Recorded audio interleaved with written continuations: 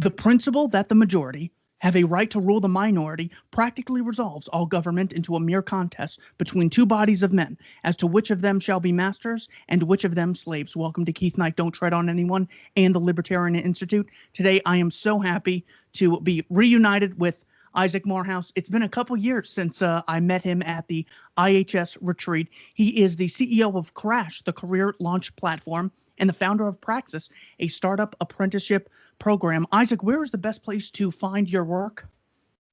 Probably just isaacmorehouse.com. You can find the companies I'm involved with, the books and podcasts and all the different stuff I'm up to, or Twitter at Isaac Morehouse. I'm very active there as well.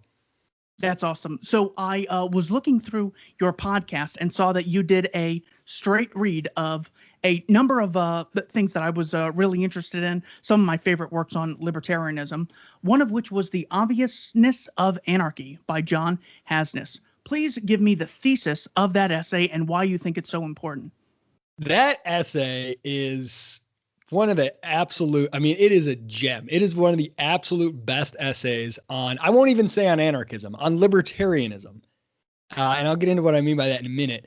And I reread it I used to every year. It's probably every couple years now. But because when I first came across it, it opened my eyes to what I would call Hayekian anarchism, which is, it's an understanding of the great game that's being played is the conflation of the concept of government with the concept of governance, or the concept of law with the concept of order. And it's a very Orwellian thing. And I think that limits our thinking so much. And so when I sort of came to libertarianism, and then I'm following all the great, awesome libertarian arguments, both economic and moral, to their logical conclusions, and it's dragging me more and more into anarchism, I'm feeling very uncomfortable about this. And I have the classic garbage, back when I was a teenager, but who would build the roads? But how would things, the brain's inability to imagine, how would it work? And that's what this essay, The Obviousness of Anarchy, really does, is it makes you realize that is an absolutely absurd question, because it's already working. So the nutshell version of The Obviousness of Anarchy is anarchy's all around us. In fact, anarchy is the backdrop of everything.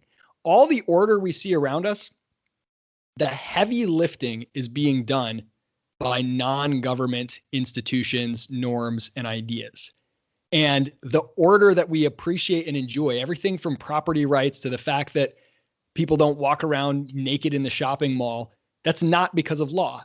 That's because of society, which precedes law. And Hasness says in one of those essays, logically and historically, society precedes the state, right? And it must.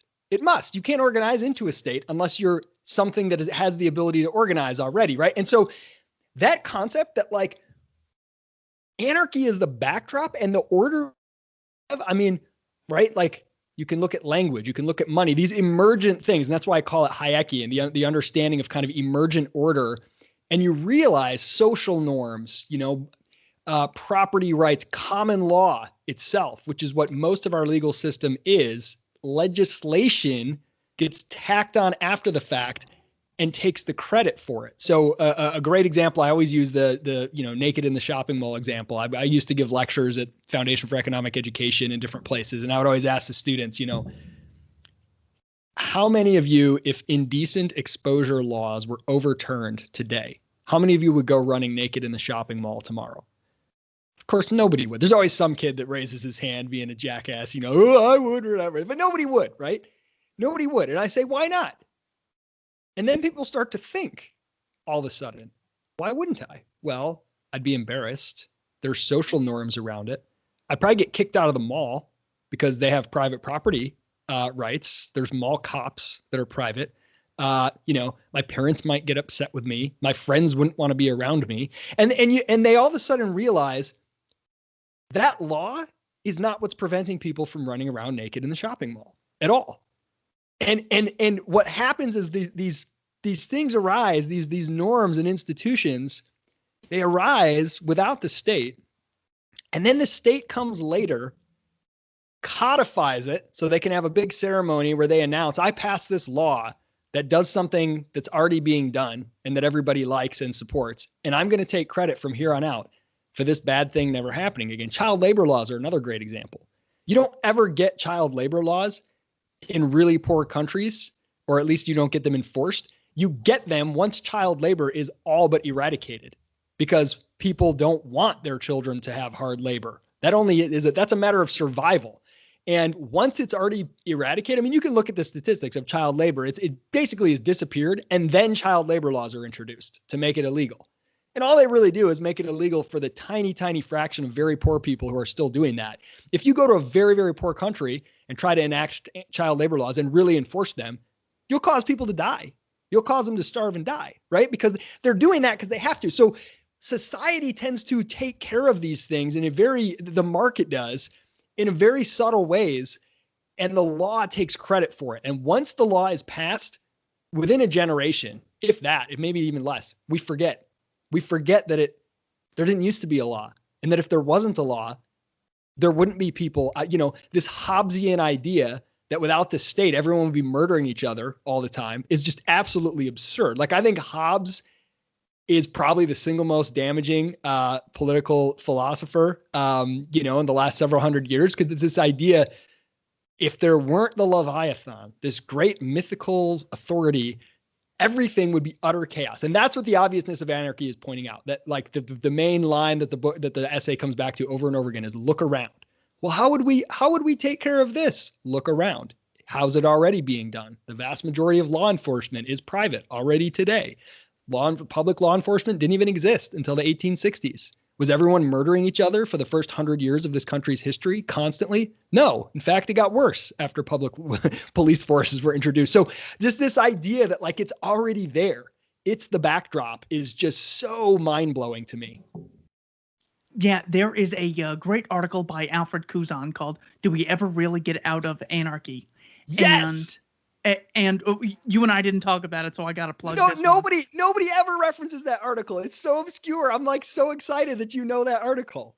It's so underappreciated because it's a great academic way of saying who watches the watchers. In other words, if we as a society can't, really organize by ourselves, sort of ignorant, corrupt, and barbaric, what we need is a state.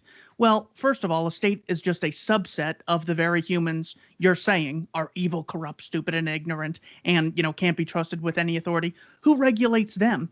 Eventually, you have to justify a world government because countries are in a state of anarchy. But even then, who checks the world government? Who gave them the license to be a world government? Who gives people a license to get licenses? So it's not that there's a system of, credibility and regulation, and then there's no credibility and no regulation. What you instead have is voluntarily funded competing credibility agencies or a coercively funded monopoly one. And it's what Hans Hoppe says is the greatest contradiction.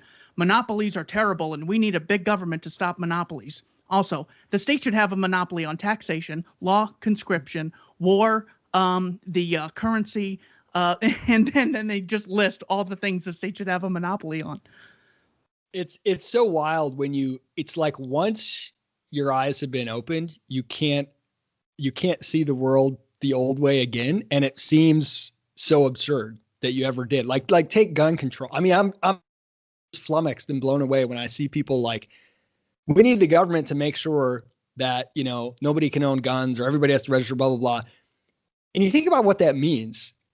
The single institution that has murdered like exponentially more, murdered, raped, imprisoned, exponentially more people than any other institution. You can add up organized crime and, petty theft and individual, mass shootings and every non-government type of violence in world history, add them all up, drop in the bucket compared to what governments have done to their own people, not let alone what they've done in war to other people. And you think that entity, you want to entrust 100% of the tools of violence, of self-defense and of, initiation. You want to entrust them with all of it and give people nothing. this entity that is the most murderous entity in the world. Like, it's so absurd to me. Even if you hate guns and you hate violence, why would you concentrate them in the hands of the most brutal assholes in history? It's wild. So that's where I think it's really that conceptual game, that Orwellian thing of government is not a fact of nature. And I think that is the thing that we must make clear and understand, that people have this idea that it's a necessary evil. They already know that it's evil. Nobody actually likes government. They know that it's shitty. They might does things for them, but the concept itself, nobody's like, yay, it's a necessary evil is what people believe. Once you realize that it's not necessary, that's where the real power comes in. And you have to understand the reason it's not necessary is because there are other institutions and mechanisms that are already doing the things that you believe government's doing. So government is a bad belief. Governance is a necessity of human nature. Like, it's just wired into the fabric of the world that governance, a mechanisms of solving disputes, even hierarchies, people becoming leaders in certain areas and having a higher, specialization. These things are all part of the fabric of the world, the way society is built.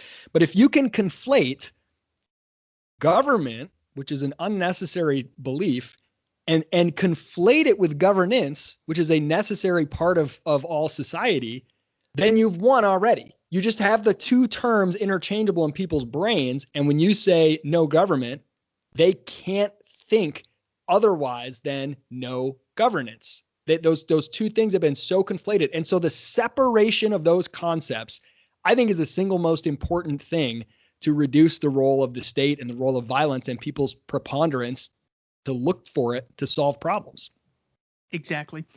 Giving the government a monopoly on guns to solve violence, that really is wild. It's like saying husbands are bad, therefore O.J. Simpson should control all men who get married, and parents are bad, therefore Casey Anthony should be everyone's babysitter. And I mean, it's so ridiculous. I can't believe anyone. That's why they get you in the schooling systems, and we need people like Praxis to help us get out. The second thing you and I spoke about was also by John Hasness, called The Myth of the Rule of Law. What is the thesis of the myth of the rule of law, and what lessons did you learn from it? Man, this one is one of those that it's not really that valuable to, like, let's say a liberal part, like a modern liberal, because they're sort of they already sort of don't think about the rule of law as some ironclad thing. It's not an altar they worship at. Conservatives and like constitutionalist libertarians, Ron Paul types very often, Justin Amash types very often, can really get caught up in this idea that if only we abide by the rule of law, if only we get the laws right and we enforce them properly and abide by them, and they're very, very focused on,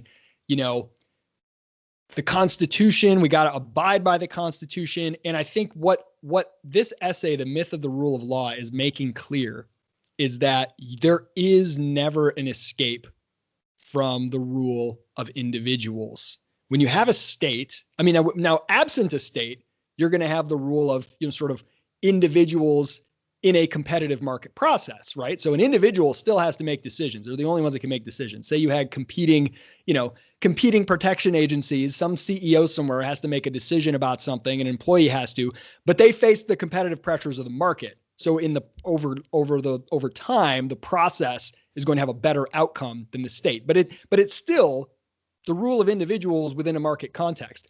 The rule of law, when people are like, well, you have to have a government, as long as it's, sticks to the Constitution, then it's going to be fine. It's not possible. That's what Hasness is pointing out. It's not possible. Forget about whether it's desirable. Sure, maybe it's desirable. Maybe if you have some perfect definition of, the Second Amendment, and it's like somehow this piece of paper can constrain everyone, maybe that's desirable. I don't know. It's hard to even imagine because it's not possible. So that's the whole point. He's like, look, it's not possible. And he walks you through some of the things that you might think off the top of your head are very simple, very common sense. okay, here's a case of, somebody doing something, does it violate the First Amendment? And it's like impossible to come up with an answer that you can even agree with yourself on, let alone two different people can agree with, right? And he does this over and over again. And he's trying to reveal that it is a misplaced hope to say, if we just make a piece of paper. I mean, any libertarian who thinks that the government today in the United States is in any way bigger or more intrusive than what was intended by the founders have already refuted the power of the rule of law by admitting that, right? Like, well, they wrote it down. They put it in a constitution. They got the rule of law, and that it's most of the stuff in there sounds pretty good at first glance. Certainly the Bill of Rights sounds pretty good. None of it's ever, it doesn't constrain anyone. And, has it gotten worse? Probably, but it never did even in the beginning. I mean, you can go back to the earliest presidents. They were doing all kinds of this shit. They were throwing people in prison for writing bad articles about them. And, this is like from like the earliest times. You can't constrain human actors with words on paper because it requires human actors to interpret and enforce them, period. And so once you realize that, once you're disabused of the notion that you can be saved by better laws or better interpretation of laws or better enforcement of laws, then you have to say, well, what can we look to? And that's where you ask, what process is more likely to lead to better outcomes? One with mission and no consequences for police officers, who have legal immunity, or for, judges or whatever, where politicians can, concentrate benefits, disperse costs, or one where there's competition, where there's a more competitive marketplace. And you look at the process itself and say, which one is more likely to give us the more peaceful outcomes, the more prosperous outcomes. And so I think it's really powerful to help people, the conservative leaning types, or those who came from conservatism, as myself. Like, I used to be very much in this camp. It was like, just follow the Constitution, or like, let's just get, whatever. That doesn't mean anything at the end of the day. At the end of the day, it's always going to be political determinations. So you have to remove politics. Changing the laws is not going to cut it. Reducing and putting more things in the marketplace, only option you have. Yeah, I think that's a really important insight, getting into, voluntarily funded competing organizations, because for all the regulation that the state says we need to regulate the entire economy and every aspect of life, well, the vital regulation that the free market has that the state doesn't is the freedom to disassociate with bad actors. So therefore, it's not even like a level playing ground cost-benefit analysis. There really is one strength the voluntarist libertarians have that the statists really do not. And I think that really is the heart of what we're disagreeing with them about here. The other one you mentioned was Human Action by Mises. Very short book for some bedtime reading. What was the most important takeaway from Human Action by Ludwig von Mises? Oh my gosh, really hard. That book, I've read it cover to cover, and then I've read sections of it many, many times. I mean, to me, that's like the best book in all the social sciences to me. It's so good. It's so clear. It's so well written. It's so how do I what is the main takeaway from it? I mean, I guess the main takeaway is probably more methodological than anything. And it's that there is a science of human action that you can understand and build from. And what does that mean? I mean, especially now with the prominence of like what are called behavioral economists, it's very, very popular to say, oh, well, if people were perfectly rational robots, then we could make predictions, or we could understand things about the way the economy works. But people are crazy. They're irrational. They have biases. Therefore, you can't understand anything about how they're going to behave, which is there's a ring of truth to it, because what they're reacting against is a very cartoonish neoclassical model of Homo economicus, which is sort of like, people will maximize their money profit in all situations. And it doesn't take into account really anything larger, any other preferences. And a lot of those models are ridiculous, and they don't play out in the real world, and they get criticized for good reason. What Mises says in Human Action, he establishes economics on a rock solid foundation that I don't think anyone else has come close to doing, which is, let's start with only what we can prove with a priori, as he says, with just reason alone, before we go start looking at the empirical data and observations. Let's start and let's lay out the fundamental axioms that are provable with logic alone. So, man acts. That's the first premise. That's the first axiom in the book. Humans take purposeful action. And if you try to refute that, it's self-reinforcing. Trying to refute it is a purposeful action, right? You can't escape it. Great. People are like, yeah, so what? That's a tautology, right? But he builds from that. When people act, they choose whatever that is according to their own subjective preferences, their highest valued action. Now, that right there is really, really powerful. It doesn't say anything about whether or not they're misinformed, whether they might change their mind later. But by the fact that they chose something, it reveals to us that they believed choosing that thing was preferable to all of the other things they could have done or could have chosen in that moment. And as you see, like from this, you start to get, you get supply and demand curves eventually. You're a few steps away from supply and demand curves because you get the concept of marginal utility, right? You choose your first best option first, and then your second best option, and then your third best option.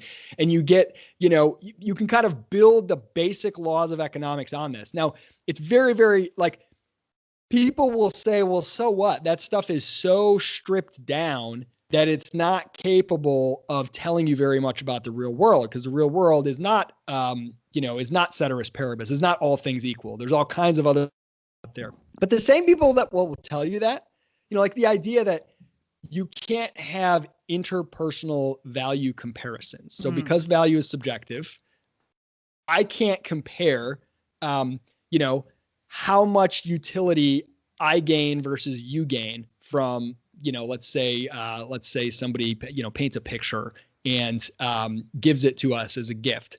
And if we say, well, the one of us that values it more should get it. There's no way we can make that determination. It's not possible. Now, we can have a market where we each bid for it and pay for it, and then we can determine who values it more in dollars.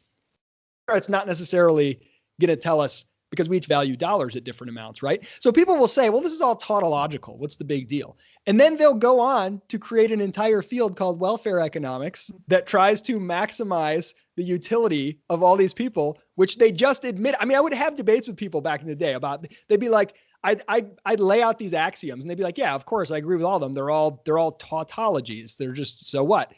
And then they'd be like, so I'm studying welfare economics. And I'm like, that's not possible. You just said you can't. The whole thing is bullshit. So I think that's what's so great about Mises is like, and that's why economists don't like the Austrian school largely. As Hayek said, it demonstrates to men how little they know about what they imagine they can design. It's very humbling. It really tells you like, nope, you can't make that claim. Can't make that claim either. You can make these very humble set of claims. They're very powerful. But then from here on out, it's a lot of, that's when you get into the actual empirical part and start looking at what's happening in the world and try to understand it. Things can't violate these very, very few laws, but when they appear to violate them, you got to figure out what is going on that you're missing. And it's a humbling task about knowing what you're wrong about rather than having these sweeping predictions that you can make. Exactly. And of course, you see this on both sides. It's okay for us to invade the country, kill civilians, install a dictator, because in 10 years, the people will be better off. Okay, first of all, you don't know that. Second of all, the intelligence is probably based on a lie. And third, you're not going to bear the cost of funding it, or you won't go to jail if it goes bad. So you have no incentive. So I remember it's at the end of Democracy, the God That Failed. Hans Hoppe said, people will sort of justify government on utilitarian grounds, which relies on interpersonal comparisons of utility, so that's scientifically impermissible. And he just dismisses he dismisses like the primary claim that these people make, but you see it all the time. Ro Khanna is talking to Ben Shapiro, and Ben Shapiro's like, so the Congressional Budget Office said if the minimum wage is increased to X amount, that 1.4 million jobs would be lost. He goes, well, yeah, but, think of all the other people that would help, without appreciating the other people who won't be able to start up a business, the oligopolies that would create, the fewer products and services people would have access to, the fewer employment opportunities, the higher prices, less access to goods and services, less investment because more is being put into employees. I mean, it's just amazing how. And this is where the Austrian school is so maddening to people, because even free market types of kind of the non-Austrian bent, they love those sort of debates about the minimum wage, and they'll come out with their own study and they'll say, well, look, the minimum wage is going to cost, X number of jobs to go under. And then people will, they'll debate the data, or maybe they'll go a step back from that and they'll say, well, when you raise the price of something, people purchase less of it. Therefore, you raise the price of labor, people are going to buy less labor. So more, low skilled labor is going to be out of jobs in a general sense without putting numbers forward. And generally speaking, that's true. Generally speaking, that's the way it plays out. But what's so powerful and maddening to others with the Austrian school is you can't really tell me what's going to happen. There's no way to know exactly what's going to happen because, again, value is subjective. So there may be some people who this is theoretically possible that if the minimum wage is raised and, you're making $10 an hour, now I legally have to pay you 15. I decide, because I'm a nice guy, that I'd rather pay you 15 than fire you. And you say, wow, I'm so honored by this, I'm going to work harder. That's possible, right? And with the Austrian school, you don't have to pretend that that's not possible. But what you can say is, look, we don't know what's going to happen. But what we do know is that when you introduce the use of force, you will get an outcome that is less optimal by people's own subjective preferences than if you didn't introduce the use of force. Because I can't say to you, here's a group of people and they want to do certain things with their money.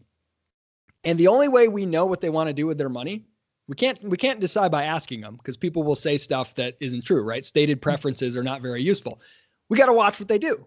So whatever they choose to do with their money, that is what they valued most at the time of choosing. Now, we may disagree with it. We may dislike it. We may try to persuade them to do something else. But according to their own preferences, that's what created the most value for them. So them being free to choose is by definition creating the maximum value return on those resources for them individually. And therefore, if you group them into a collective and an aggregate on the whole, the minute I say that choice isn't on the kill, I have, by definition, reduced the value in society, because now they can't choose that. I don't know how many of them would have, but I know that there is some suboptimal resource allocation because I have taken away a certain set of choices. And so now we'll never know. We know that people are not allowed to put money to, and if you take money from people and spend it on, a road and say, oh, look, I created more utility.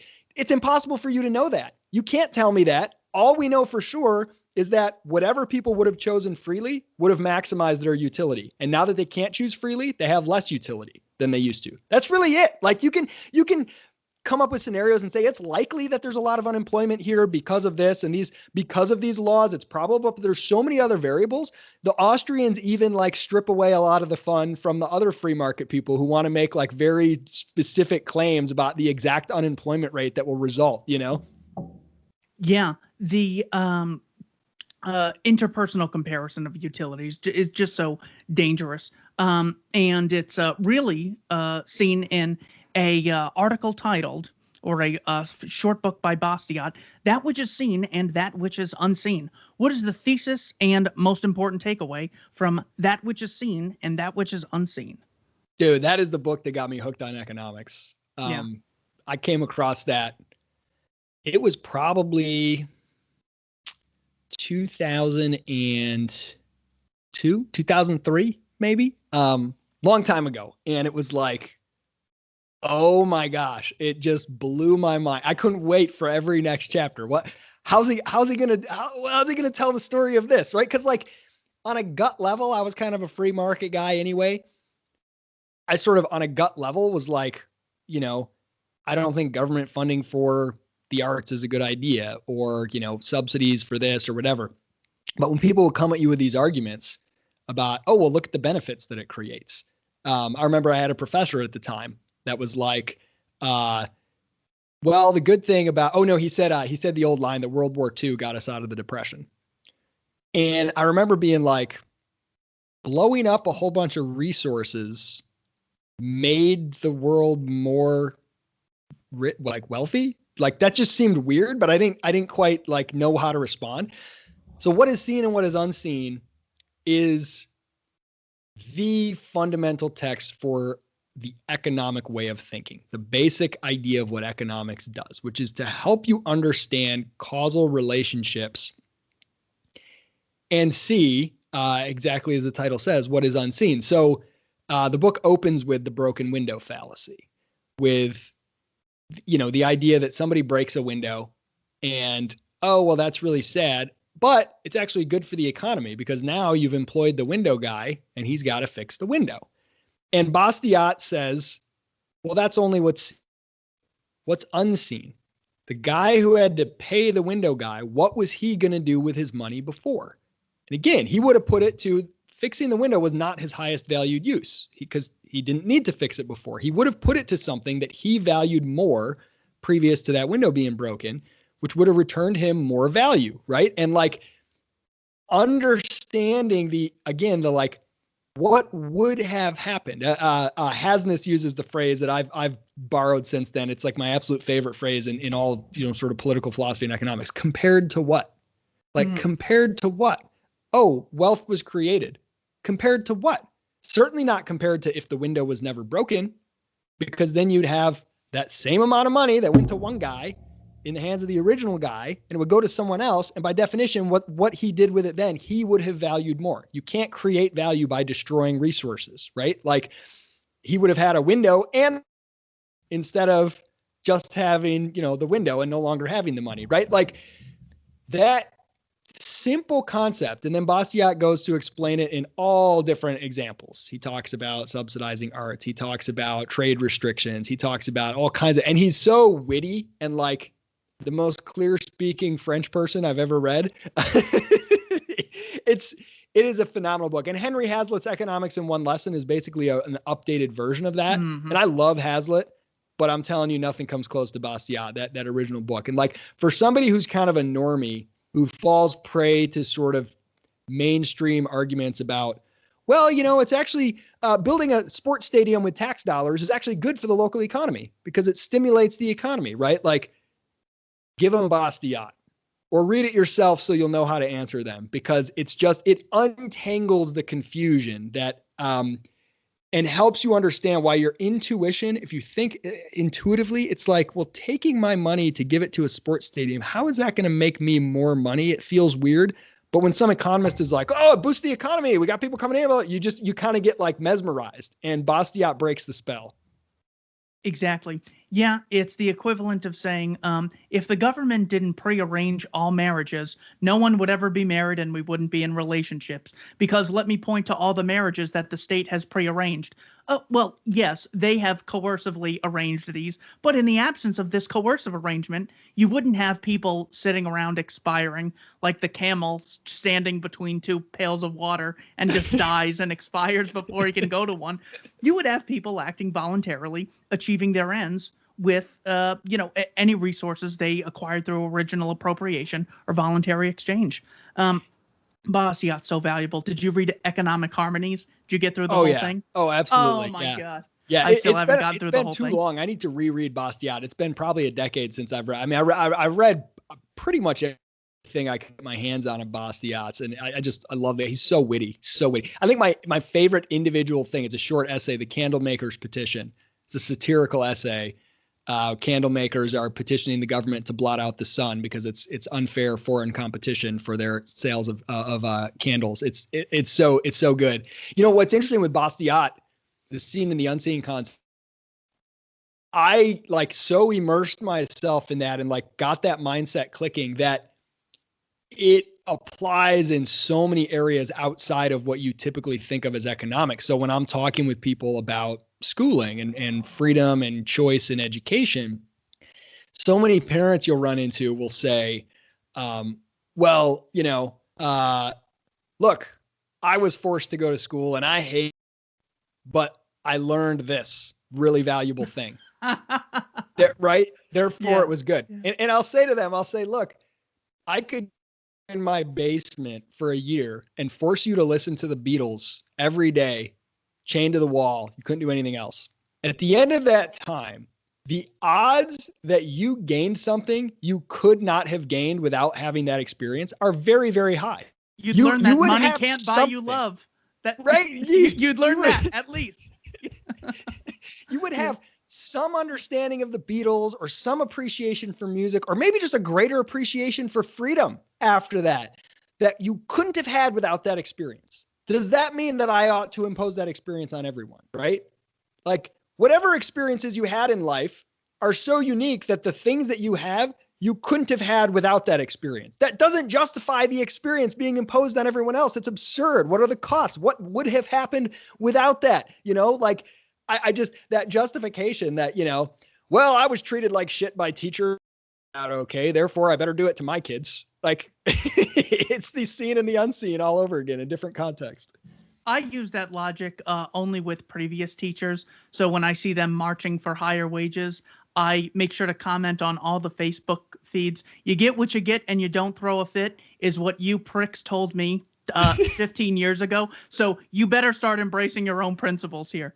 All right. But before I get too upset about that, The Intellectuals and Socialism by Friedrich Hayek. What is the main thesis and thing you learn from The Intellectuals and Socialism by Hayek? Man, so I would say the thing that I've been the most obsessed with in the last 20 years, which is sort of my entire kind of career, professional life, and intellectual life, has been trying to understand how social change happens. Because I'm like I'm a philosophical guy and I'm really interested in big ideas, but like, okay, the ideas of freedom, they're awesome. They're beautiful. They're compelling. They have so much to offer, but I want more than to understand them. Like, I want to live free and I want to maximize the ability for others to live free. So how do we bring that about? And so that's kind of been my career trajectory. First, I was like, oh, well, you go into politics, and I learned the hard way. Politics is not where you get, social change from. And so my career trajectory and my intellectual journey sort of paralleled each other. Like, I went into politics and then I discovered public choice theory at the same time and realized why politics can't work. Yeah. And then I go into policy and like policy advocacy, sort of think tank work. And, I'm kind of diving deeper and understanding more about bureaucratic. I remember Mises's Bureaucracy. When I read that, I was like, oh, no wonder nonprofits have such a hard time. But like, as I've gone through and eventually sort of ended with entrepreneurship, but Hayek's The Intellectuals and Socialism brought the first half of understanding. And there's a second half that came later to me, which is how in terms of how social change happens. He lays out essentially this theory for social change that says you have this kind of, it's almost like the structure of production in the economy, right? Where you have capital goods that sort of, and their value is sort of imbued from I don't want to get too complex, but anyway, you have capital goods and intermediate goods and then consumer goods. In the world of ideas, you have the beliefs of the public, the popular ideas, but those are sort of disseminated to them through what Hayek calls secondhand dealers of ideas. And you can add additional strata to this pyramid and get more detailed, but secondhand dealers in ideas are sort of popularizers, spreaders of ideas, podcasters, people who make TV shows and write popular books and, talking heads on the news, whatever, pastors. But they are getting their ideas sort of original thinkers. And, in Hayek's model, there's very few original thinkers, right? John Locke has his second treatise, very, very influential, or Hobbes, as I mentioned before. But no person on the street, like in America, John Locke's ideas about property rights, like my home is my castle and, the king doesn't have a right to come in. They're very much, people hold those beliefs, but they don't know that they come from John Locke. They wouldn't use his terminology. They've never read John Locke. Somehow it's trickled down. It's been imbued to them. Locke writes this treatise. A lot of nerds study it and they start teaching it in universities or whatever else and talking about it, writing books about it. And those books sort of make their way down and those eventually make it to the popular belief. And so reading Hayek's description of this sort of structure of production in ideas, it helped me identify higher leverage activities than arguing with someone on Facebook. and trying to convince them about something. And I thought, I don't want to give a man a fish. I don't even want to teach a man to fish. I want to raise the capital to build the factories to make the rope that makes the nets that help people catch millions of fish, right? I want to be way up in the structure of production because I want maximum leverage. I've always been attracted to that. Like, what's the maximum ROI? I only live on this earth for so long. What activities are going to have the greatest impact? And so that the intellectuals and socialism helped me look at the world of ideas and say, if I can focus on maybe what Albert J. Nock would call the remnant in his masterful essay, Isaiah's Job, and those people who are disproportionately likely to be influential, either in generating ideas or in being secondhand dealers of ideas, and those ideas will influence the broader public, I'd rather focus on them than go directly to the broader public. And that's what led me to IHS. Have you read The Elephant in the Brain by Robin Hanson? Yes. That's just so sad. I had him on my show and we talk about it, how it basically discusses the hidden motives in everyday life, where as opposed to people acting rationally, what they actually say is actually their conscious acting as a press secretary for their subconscious, which is giving us different motivations. The point in me mentioning that is when you see, politicians talking about things that end up coming about, you say, well, then the politician is making that change happen. Therefore, I must occupy politics in order to have said change. When, just as you said, that is not exactly how it goes. And Hayek, I think, does a very good job explaining it in that essay. But Robin Hanson, decades later, just comes and brings the numbers with regard to art, charity, consumption, religion, politics, and all these other fields, verifies what I understood Hayek to be saying many years ago. Let's go okay. So let me jump on that real quick, because I loved Robin Hanson's book, and I think I might have interviewed him about it as well. I can't remember, but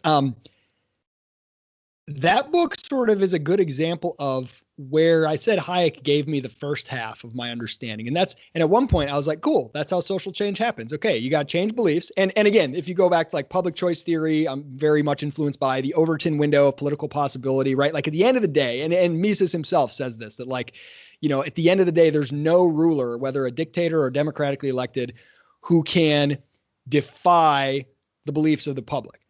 Public doesn't get what they want, but they get what they'll tolerate, right? They get something in between what they want and what they'll tolerate, right? Like really shitty politicians will push it to the max of what they'll tolerate. Maybe, in a better environment, they're getting something closer to what they want. Now, maybe what the public wants sucks too, but they'll get what they tolerate. At the end of the day, the beliefs of the public are the binding constraint. And so I'm like, okay, great. And again, myth of the rule of law, all this stuff plays into that. It's not what's written down on law. At the end of the day, it's what politicians can get away with, period. That's what they'll do. And that's determined by what people will let them get away with. And so I'm like, great. So you got to change their beliefs through this structure of dealing in ideas. And after several years of working in that, I had this epiphany. And when Uber first came out, it really helped me. I was like, something is missing here. I feel in my gut like I'm overvaluing my own role in this. And my own role was to sort of raise money for and create programs for sort of the future intellectuals who are going to help disseminate the ideas of liberty. And I saw Uber come out and all these people start using it. And then cities start to try to ban it. And then a bunch of people who don't give a shit about property rights or deadweight economic losses or the morality of cartels were like, don't take Uber away. And cities had a very hard time banning it. And in most cities, it ended up sticking around. And I thought, there were decades of secondhand dealers and ideas writing papers and talking about deadweight losses caused by taxi cartels, talking about the immorality of making it illegal for some guy to start selling his taxi services. None of that made a dent in people's beliefs about those things. Yeah. The minute they experienced an alternative, their beliefs shifted. And that's when it clicked that I had the top of the pyramid. Ideas flow down to shape beliefs, but experiences flow up to shape beliefs. And I would argue that experiences shape beliefs probably like 80% of the time. And ideas, like most people's beliefs, explicit or implicit, are formed in a subconscious way by the things they've experienced. And they might come up with ad hoc, like post hoc arguments to justify them later. very few beliefs are shaped by ideas where you read things and you consciously considered them and said, wow, this is a good argument. I will now change my belief. Like most people's beliefs about God, for example, are based on their experiences more than sitting down and going, or whatever it is, government. And so that epiphany is what led me to ultimately leave the sort of activist and education world to go be an entrepreneur and say, look, I don't want to just argue with people about government institutions that suck. What if I create one that's better and I sell it to them and they don't need to believe any of my ideology once they've experienced it and say, whoa, this is better. Praxis is better than college. Cool. College isn't very necessary. And if college isn't very necessary, neither is high school. Public school is not that important, right? Like if they taste freedom, then they will want more freedom. Their beliefs will change. They will start to justify freedom in their belief system because they don't want it taken away from them, not because I got them to read Milton Friedman. And so that was a big epiphany that helped put the sort of final piece. Ideas are still very important. They play a part, but I think experience create ways for people to experience alternatives to the state. That's when they'll shift their belief and say, like, show them that it's possible, right? Show them that here's something that's preferable to, whatever shitty service the state is trying to offer. So anyway, an elephant in the brain, I think, is a good example of how people will very quickly change their arguments to justify a belief that they want to hold because it benefits them. It benefits me to use Uber. So now I used to argue that taxi cartels were really important, whatever, because people paid for those medallions. But now I don't want you to take away Uber. So I'll quickly change my arguments and say, oh, well, it's really important, right? Like people will justify them. So you got to give them the experience that they want. While we're on that topic, I just want you to introduce us to your companies. What is Praxis? Yeah, so I started Praxis in 2013, and it's a college alternative. It's a one-year program. You do a 6-month boot camp, which is all remote, on basically just kicking your ass and helping you learn how to be a value creator in the market. And then a 6-month apprenticeship at a high growth startup where we place you. It's a paid apprenticeship. So what you pay in tuition, you actually earn more than that during the course of the program. And then at the end of the year, 96% of our grads get hired immediately after the program. This is not a technical boot camp, not like a coding boot camp. It's like non-technical kind of hustler people are getting placed in roles like marketing, sales, design, operations at startups. Most of them have no degree. They're doing it instead of college. Some people do it after college. But so I started that in 2013 and kind of been growing ever since. And then I actually, I moved on to launch my second company a couple of years ago. And now Cameron Sorsby is the CEO at Praxis now. I'm still on the board, but he's cranking away, taking the helm there. And Crash, very briefly, it's like we peeled off one very small sliver of this very intense Praxis experience, which is just the process of winning jobs, because we found we were getting people who were like 17, 18, 19 with no degree. They were getting hired in jobs that said 4-year degree and 2 to 3 years of experience required. Yes. And the way they were winning the interviews and getting hired was by not applying through the traditional process. Not sending in a resume, not clicking apply and filling out a form. They would find the email of the person there, email them directly a pitch. Say, here's what I'm going to do for you. Here's what I'm all about. Here's what I love about your company. Here, I created something for you. I already made you a project. I saw an issue on your website and here's my version of fixing it. I would love an interview. And those get like 80% response rate. And so Crash is just that. It's helping people, anyone on the job, create video pitches and pitch employers instead of going through the traditional application process. And so that's my full-time gig right now. And again, it's, for me, it's all rooted in my philosophy of liberty, like not being passive, not being like, well, I got my degree by following rules. Now I'll just follow the rules on the job hunt and click submit and then cross my fingers and my fate is in the hands of some HR bot that's going to scan my resume. Good luck to me. No. Take the reins. Like, you've got value. Now prove it. Put together a compelling signal. Go out there and turn the job hunt into an active process where you're hunting down people. You're sending them stuff that's valuable to them. You're demonstrating your value creation ability. And that's just really empowering, right? If you start your career feeling empowered, like you went out and won that job, that sets your life on a trajectory of personal empowerment and freedom and responsibility versus I followed the rules. I did all this stuff. And then like somebody gave me a job and I just kept following the rules and like life just happens to me. Right. So that's kind of where that all sprung from. I love when you were on Tucker Carlson talking about your company crash, because Harvard had just said they're not cutting tuition and everything is going to be over Zoom for the next year. So you just went on there and you didn't, take some, community college, which you could have, easily pointed out the flaws in. You went to Harvard University and went up against them. So great stuff you are doing with those organizations. I want to talk about a couple more essays and books you and I spoke about. What is the main message and thesis of The Call of Christ to Freedom by Stephen Legate?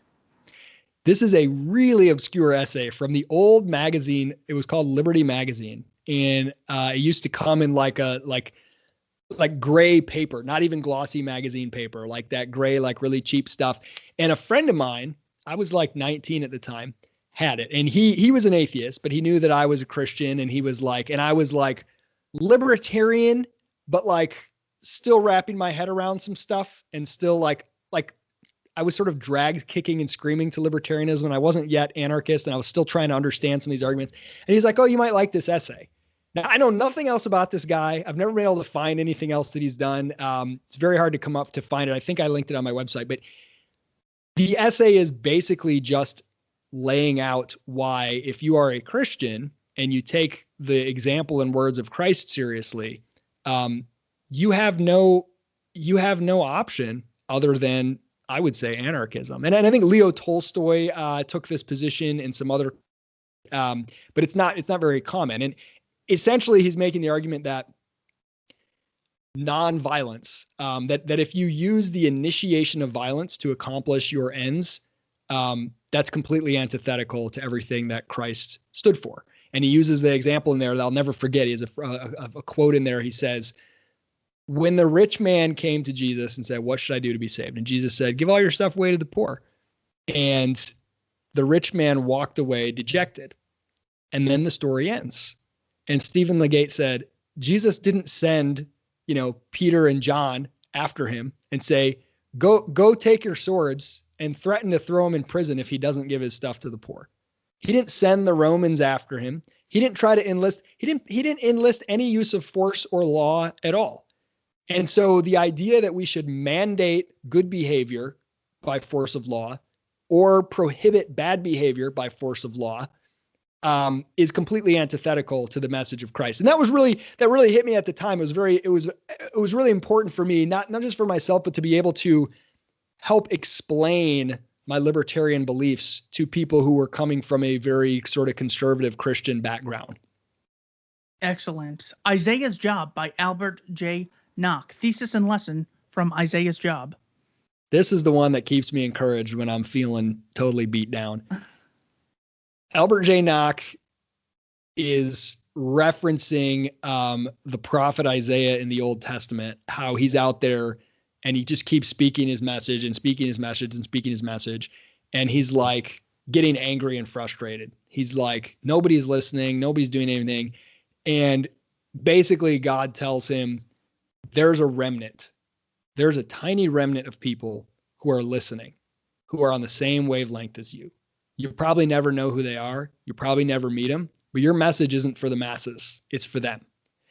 And that hits me every time. Like when you just feel like you're beating your head against the wall and you're like, man, and I mean, you go on Twitter for 5 minutes and you start to feel like all the work you're doing with the Libertarian Institute, all this stuff. And you're like, God, even people who call themselves libertarians are out here calling for violence and statism and a bunch of, technocracy and whatever. And you can just start to feel like, what's the point? What's the point of all this? And the message in that essay is it's not for the masses. There's someone out there. There's a hidden audience. You'll probably never meet them, but they're listening. It's exactly what they needed to hear. And this was really bolstered when I heard for the first time the story by Larry Reed. And I know you've interviewed him.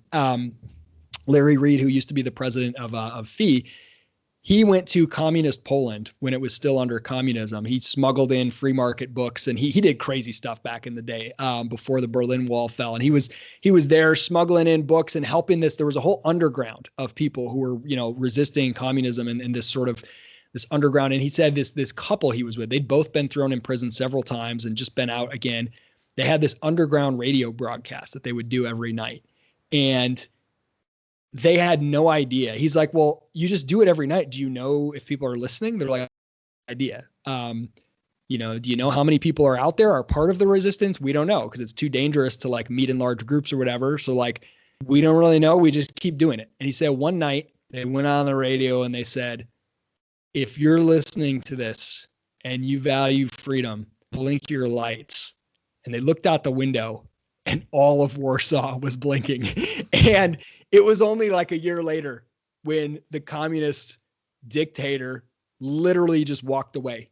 He just said, you people are ungovernable. And he left. And it was just like peacefully it fell because the underground became bigger than the above ground. And I think that's an incredible story of someone who just kept doing it, kept spreading their message of freedom, not knowing if there was anyone listening. And they actually did get a chance to see that the remnant at that point was actually really huge. But like that, Isaiah's job is just so inspirational for me to know that even when I don't know who's out there, even when I post something and a million people attack it, there's someone out there that message is for. And that's who matters more than sort of winning popularity contests. What is the thesis and main lesson from On Doing Something About It by Frank Chodorov? Man, that's the one that like finally was the nail in the coffin for me of any kind of political activism as a means to changing the world. You know, I'd already started to toy with this Hayekian idea that politics is a lagging indicator of changes that have already happened in the realm of beliefs, in the realm of shifting the Overton window and all those things. Chodorov's essay is basically like, look, if you play the politician's game, you always empower the politicians. You make them more important. If you show up even to protest them, you're basically assenting to the game that they're trying to play. Ignore them. What if they rented a hall to give a speech and no one showed up? Their power 100% rests in the attention you give them. And that's kind of the theme of that short essay. And I think it's really powerful. I always like to use the analogy like, you know, politics is like a big, nasty casino. And if you say to me, I hate that casino, it's evil and corrupt, I'm going to put it out of business. I say, how? You say, I'm going to go there and play blackjack every day until I win all their money. That's what trying to do political activism is in terms of trying to bring down the state. Now, there are ways in which you can use the podium of politics to get a message across because politicians get a lot of attention from the media and whatever, right? Like I'm not saying that there's no way that you can, like, I think Ron Paul is a good example of this. Like he was never going to win presidency or anything like that. And his policies didn't really get passed as a congressperson, but because the role of politician in our society is also the role of celebrity, Ron Paul as a celebrity spread the message of liberty in a lot of ways, right? But not Ron Paul as a political activist trying to, you know, if he wanted to be good at politics, the only way to do that is to be bad at being principled, right? Yeah. So the fact that he was bad at politics is why he was able to have a message. So anyway, that On Doing Something About It is just like, I would say it's an argument for political atheism. Excellent. And finally, what is the thesis of and main lesson of How I Found Freedom in an Unfree World by Harry Browne? Oh, baby. Such a good book. It's out of print. So if you want to buy it, it's like super expensive. You got to buy it used on eBay or Amazon sometimes. This is an incredible book. It really, I would say it set the stage for all the books that I've written and even the companies that I've built since then. Because Harry Browne says, look, you value freedom if you're a libertarian, but you're not living free. And I found myself in this position. When I came across the book, I was very much in this position. I valued freedom, but every day I was a slave to the things that I would see on the news because they had the power to dictate my mood. I followed politics and political news, and I would get in debates with people on forums. And the stupid stuff that they decided to cover and the stupid opinions they decided to spout was like enslaving me. It had the power to dictate my moods. And I was not living it. I was angry. I was frustrated. That's not the attitude you have when you feel free, right? And I thought, man, I'm not living free on the individual level, right? And anytime you find yourself feeling like a victim, oh, like my boss did this to me, I'm so trapped in this, or I'm trapped in my, this relationship or whatever, you feel like a victim, you feel angry. like, those are not the signs of someone who's living free. And Harry Brown's book is like, this is how you bring freedom into your own life as an individual. And to put it, the words of Leonard Reed, the founder of FEE, like, being a light, letting your freedom be a light is the best way to attract other people to it, to like live free yourself. Camus has this quote, live so free that your very existence is an act of rebellion. Yeah. And that Harry Brown book, like, whoa, this is how he brings it down, like, really practically, like, okay, how to be free in relationships, how to be free with your personal finances, how to be free with whatever. And it just like translating this concept of freedom and saying, look, what does it matter if I'm trying to make the world free when I'm living like I'm in shackles in myself? If I'm a slave to guilt or shame or doubt or the opinions of others or any of those other things. And so that, like, my self-emancipation, realizing that it starts with me. If I can't even be free myself, how can I expect to help the world be more free? Really, really powerful book in that regard. Excellent point on the media using repetition as a way of controlling the narrative and thus controlling the mind of the populace. I had a former intelligence officer, Chase Hughes, on the show not too long ago, and he said if I could describe mind control in one word, it would be repetition. So every time we turn on the news, cases are up. There was a shooting. This terrible war zone happened, and the U.S. is looking into it. It's like, well, they were supposed to go to war with North Korea, who was supposed to invade Guam. The ozone layer is supposed to be melted. Saddam, I guess, Assad was gassing the Kurds.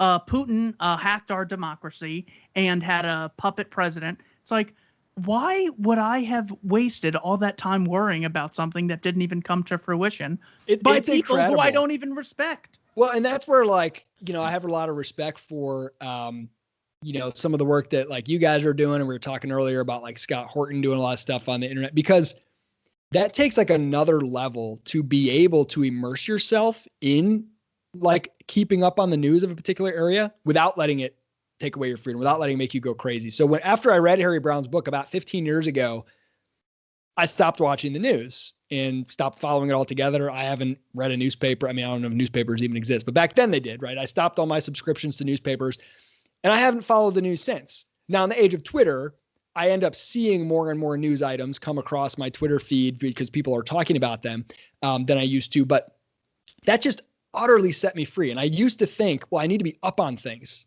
I need to understand what's going on, because especially if I'm trying to spread the ideas of liberty. I didn't lose a thing by not knowing. In fact, if anything, it gave me so much freedom when people would be like, oh, so you're like libertarian? Well, then you probably think what, Mitch McConnell did is like some blah, blah, blah. And I'd be like, I don't even know who Mitch McConnell is. I don't care about any of that. And I got a smile on my face. And then they're baffled. They're like, well, you're so, like, free.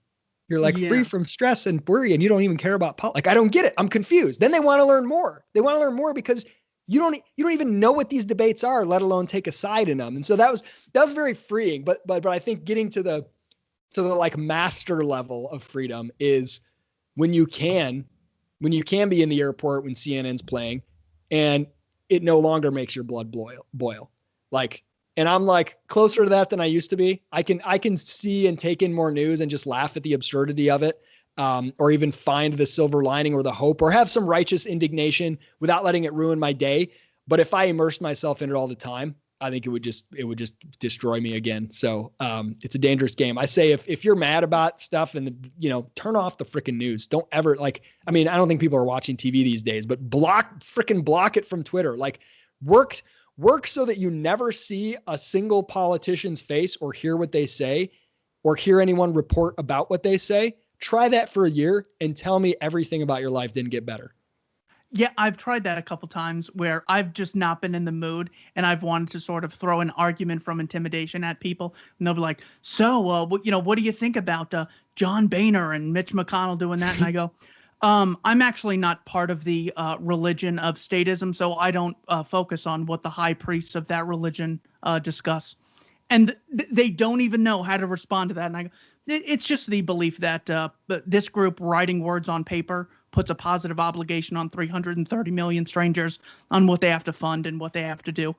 And they're like waiting for me to say what MSNBC was saying or what Fox was saying, and it totally disarms them and, you know, sort of plants this seed. When I think of, you know, people being free in their mind, so it's not just, well, no one was initiating violence against Harry Brown on September 12th, 2001, but he was so intellectually free that he wrote a book. Oh gosh, I can't even remember the article. The day after 9/11, he wrote, what did you expect?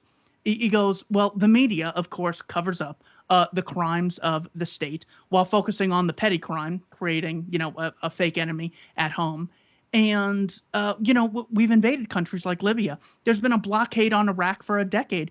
Bill Clinton was bombing them at an average of 2 to 3 times a week for 10 years. And people today don't realize the balls you had to have to write that article on September 12th. Oh, my gosh. I was 5 and I remember. Yeah. Everybody was a patriot. Right. Bush had a 91% approval rating or something. Literally like 90%, which is so typical of the state to fail at their most basic thing and then get like the best. It's like right after Kim Kardashian gets like, robbed in Paris. I have the best security ever. No, I mean, it was like the palpable energy. And I was like, coming away from conservatism and like early on libertarianism at that point. But even me, the minute that happened, I had this thing rise up in me. Like I wanted blood. I wanted vengeance. I was all these collectivist ideas, all the like dangerous stuff. Now there's a part of like any tragedy where you have solidarity with humanity. It's mixed with a good impulse, but this other vindictive, patriotic, military can do no wrong. Like that shit just snuck. I mean, it was everywhere. So Harry Brown definitely, he practiced, he lived it, man. He was not afraid. Check the description below for IsaacMorehouse.com. Isaac, thank you for coming on. And thanks to everyone for watching Keith Knight, Don't Tread on Anyone in the Libertarian Institute. Thanks so much, man.